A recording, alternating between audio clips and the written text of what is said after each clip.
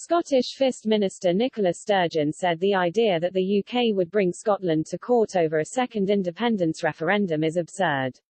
The SNP politician said she does not expect the UK government to bring such a case to block an IndyRef2.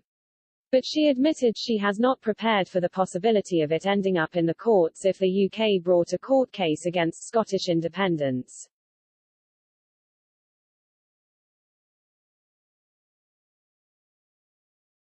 Andrew Marr asked, one of the most important routes through to an independence referendum has a huge blockage and you don't know and you can't tell us what would happen, if that happened.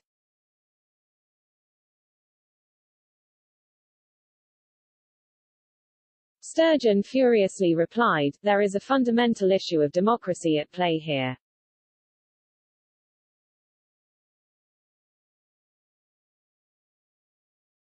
All of that is predicated out.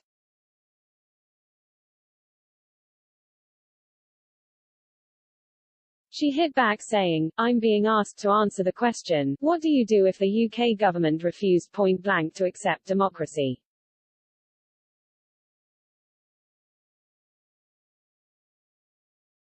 Ms. Sturgeon slammed, now that is an absurd position for anybody to be put into.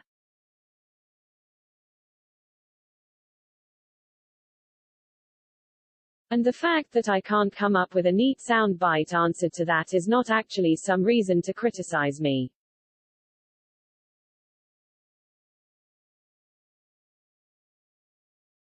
It's a reflection of how outrageous this situation is.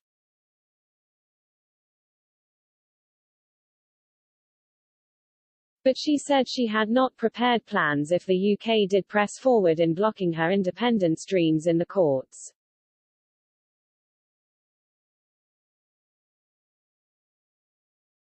The SNP fell one seat short of winning a Holyrood majority, undermining their hopes of securing another referendum on leaving the UK.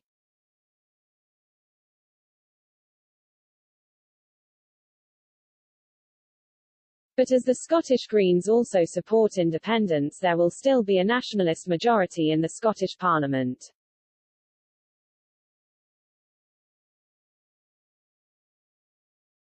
In total the SNP took 64 Scottish Parliament seats, a rise of 1 on the previous figure, while the Tories got 31, Labour 22, the Greens 8 and the Liberal Democrats 4.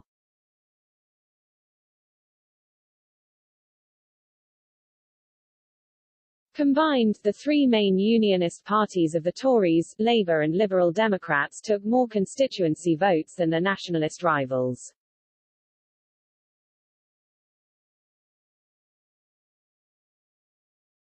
The results prompted Prime Minister Boris Johnson to invite Nicola Sturgeon, along with the First Ministers of Wales and Northern Ireland, to a summit focusing on Britain coronavirus recovery.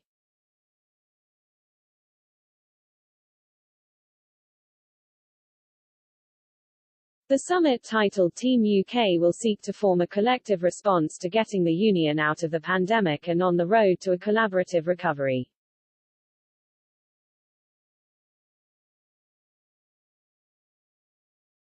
Johnson told the devolved leaders, I would like to invite you to join me, UK government colleagues and others at a summit meeting to discuss our shared challenges and how we can work together in the coming months and years ahead to overcome them.